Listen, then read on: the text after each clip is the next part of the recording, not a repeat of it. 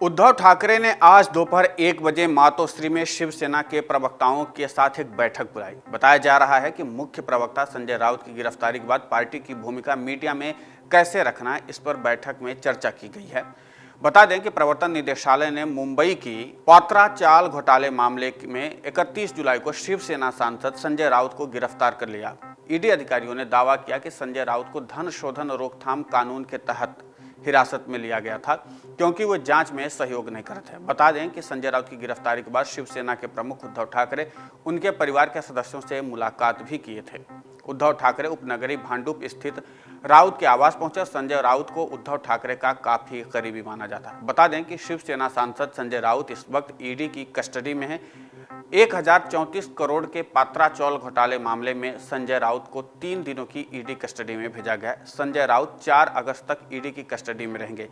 ये छापेमारियां और जानकारियां हासिल करने के लिए की जा रही हैं, ताकि जब 4 अगस्त को संजय राउत की ईडी कस्टडी खत्म हो तो नए सबूतों और जानकारियों के बिना पर ईडी संजय राउत की कस्टडी को आगे बढ़ाने की मांग कर सके। वहीं शिवसेना ने संजय राउत को ईडी द्वारा गिरफ्तार किए जाने पर बीजेपी पर तीखा हमला किया। उन्होंने कहा कि तत्कालीन प्रधानमंत्री इंदिरा गांधी द्वारा लगाए गए आपातकाल के दौरान भी विपक्ष को इस तरीके से निशाना नहीं बनाया गया था।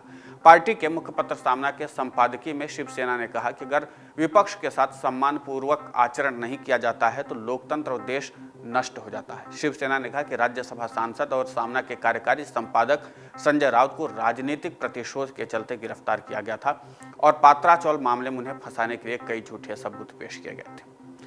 इस पूरे घटनाक्रम को अगर आप बारीकी से समझने की कोशिश करें तो उद्धव ठाकरे एक बात पर बल देने की कोशिश कर रहे हैं कि वो विक्टिम हैं, विक्टिम की तरह अपने आप को पेश कर रहे हैं।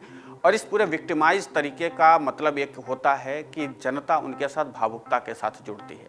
यही काम उद्धव ठाकरे फिलहाल कर रहे, चूंकि जिस तरीके से उद्धव ठाकरे या शिवसेना का वर्चस्व था, मातोश्री का वर्चस्व था, वो लगभग एकनाथ शिंदे के बिखराव के बाद यानी कि बगावत के बाद उद्धव ठाकरे के पास से जाता रहा है। अब ऐसे में उद्धव ठाकरे जनता को भावुकता के साथ जोड़ने की कोशिश कर रहे हैं। लेकिन इस बैठक का नतीजा क्या होगा, इस बैठक में रणनीति क्या होगी?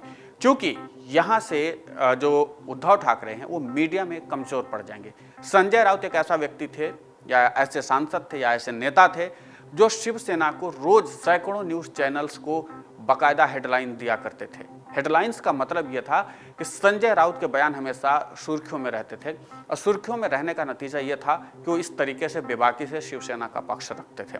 इसके अलावा संजय राउत को यह पता होता था कि कौन सी बात कहां पर कितनी देर करनी है, इसलिए संजय राउत यहाँ पर बहुत ज़्यादा हिट लिस्ट में रहे विपक्षियों के, विरोधियों के, जो खासकर सत्ताधारी दल है इस समय का, उसके। क्योंकि संजय राउत बेहद आक्रामक अंदाज में अपनी बात रखते थे। जैसे वो धारदार पत्रकारिता करते थे, ठीक उसी अंदाज में वो धारदार राजनीति करते हैं और यही कारण था कि शिवसेना में उनका कद बहुत तेजी से बढ़ा।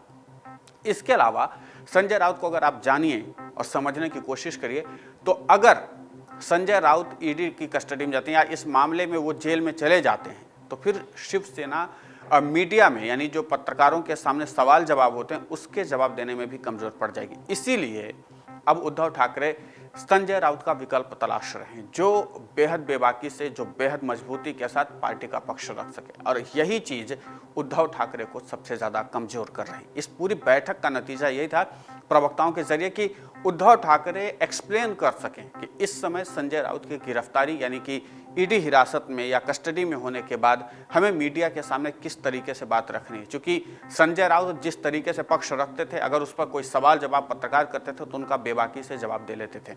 यहाँ पर संजय राउत के जाने के बाद चुनौतियाँ काफ़ी ज़्यादा बढ़ गई हैं। इसलिए संजय राउत न सिर्फ सामना में बेबाकी से लिखते थे बल्कि मीडिया के सामने भी अपना पक्ष रखते थे और जिस तरीके से पक्ष रखते थे उससे शिवसेना का पक्ष काफ़ी मजबूत नजर आता था।